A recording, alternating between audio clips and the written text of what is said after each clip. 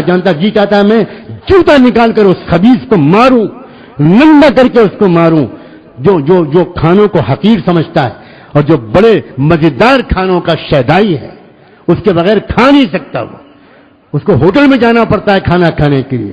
Hotel کا کھانا جانتے ہو کس طرح کا ہے؟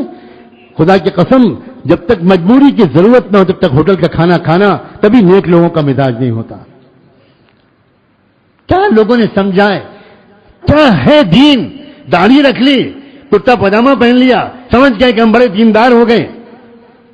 یہ تماشا ہے، تماشا۔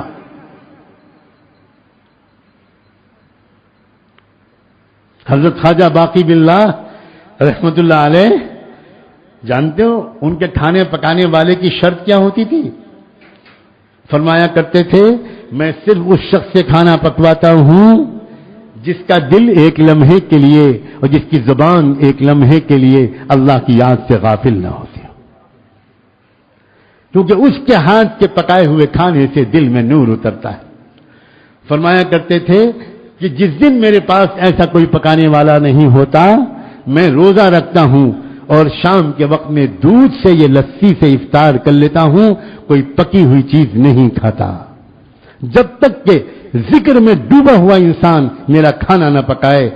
یہ تو مقام ہے ہمارے بزرگوں کا، اور ہم جا رہے ہیں کافروں، مشرکوں، ناپاکوں، جنوبیوں، بدکاروں اور فاسقوں اور فاجروں کے ہاتھ سے کھانا کھا کر، اور وہ بھی فاسٹ فوڈ کھا کر اور جنک فوڈ کھا کر اور چائنیز فوڈ کھا کر، جس میں جیلیٹن ملی ہوئی ہوتی ہے اور جیلیٹن حرام ہے، اس میں کوئی شک نہیں ہے، کوئی شک نہیں۔ کوئی چائنیز فوڈ جیلیٹن کے بغیر نہیں بنتا، کوئی جنک فوڈ جیلیٹن کے بغیر نہیں بنتا۔ ہمارے یہ نوجوان کیوں اپنے آپ پر ظلم کر رہے ہیں؟ یہ خنزیر کھا رہے ہیں، خنزیر، انہیں کچھ خبر نہیں۔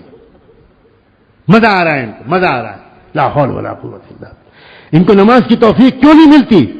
ان کے فجر کی نماز آنکھ کیوں نہیں کھلتی؟ اللہ کہتا ہے فرشتوں سے سلا دو اس بدماش کو، اس کو میں اپنے سامنے کھڑا ہوا نہیں دیکھنا چاہتا۔ معجم کبیر طبرانی کی روایت ہے کہ تہجد کے موقع پر اللہ تعالیٰ اپنے کچھ فرشتوں کو بھیجتا ہے کچھ بندوں کے پاس، اس بندے کو جگا دو، اس بندے کو جگا دو، تہجد کا وقت آ گیا، میں اس کو اپنے سامنے کھڑا ہوا دیکھنا چاہتا ہوں۔ اور کچھ بندوں کے پاس فرشتوں کو بھیجتا ہے ان کو سنا دو، میں ان کا چہرہ نہیں دیکھنا چاہتا۔ تب تو تہجد سے آگے بڑھ کر میں کہہ رہا ہوں فجر کی نماز میں اٹھنے نہیں دیتے اللہ ان لوگوں کو جن کے پیٹ میں خبیث کھانا گھسا ہوا ہے، حرام کھانا گھسا ہوا ہے۔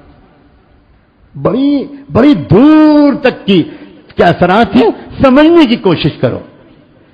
کیوں دنیا میں رواج دیا جا رہا ہے پیپسی کولا کا؟ کیوں دنیا میں رواج دیا جا رہا ہے جنک فوڈ کا؟ کیوں دنیا میں رواج دیا جا رہا ہے میکڈونلڈ کا؟ کیوں دنیا میں رواج دیا جا رہا ہے؟ احمقوں، میں آج میں اپنے لہجے کو سخت ترین گزارنا چاہتا ہوں۔ او بیوقوفوں اور عقل کے دشمنوں، تم پڑھے لکھے سمجھتے ہو اپنے آپ کو؟ تم ایک نیٹ پر جا کر پیپسی کا فارمولا نہیں پڑھ سکتے؟ تم جا کر میکڈونلڈ پر ریسرچ نہیں کر سکتے؟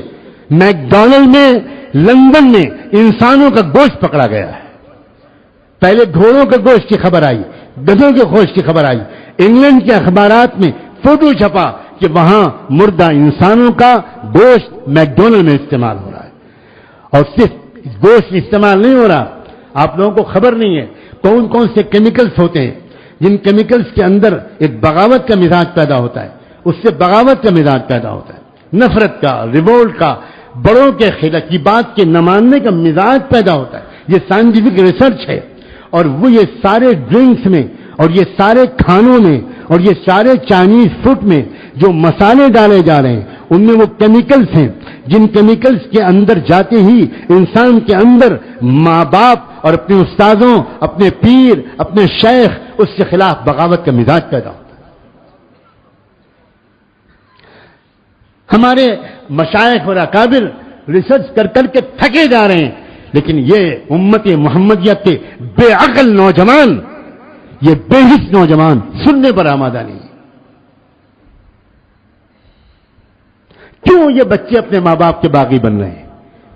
کیوں آج کل کے مریدین اپنے شیخ کے خلاف علم بغاوت بلند کر رہے ہیں؟ کیوں یہ شاگرد اپنے استاد کے خلاف اس لیے کہ ان کو وہ کھانا کھا رہے ہیں, وہ پانی پی رہے ہیں, وہ ڈرنکس پی رہے ہیں,